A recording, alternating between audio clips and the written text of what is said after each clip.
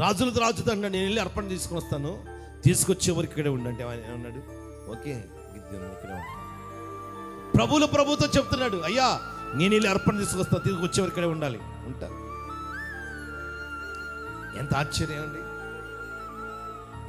గిద్యోనికి దేవుడు ఎంత ఆతికిదిచ్చాడు, గిద్యోను మాటకి ఎంత గౌరవించాడు.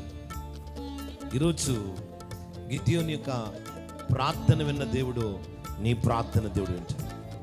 వెంటనే ఇంటికి వెళ్ళిపోయాడు, ఒక మేకపిల్ల తీసుకొని ప్రిపేర్ చేసుకున్నాడు, అప్పాల్సి తీసుకొని ఆహారం తీసుకొని వచ్చాడు. యెహోవా దూత అక్కడ నిలబడాడు. ప్రభు అన్నాడు, ఎదుగు ఆ బండ మీద పెట్టుకోవాలి. బండ మీద పెట్టాడు.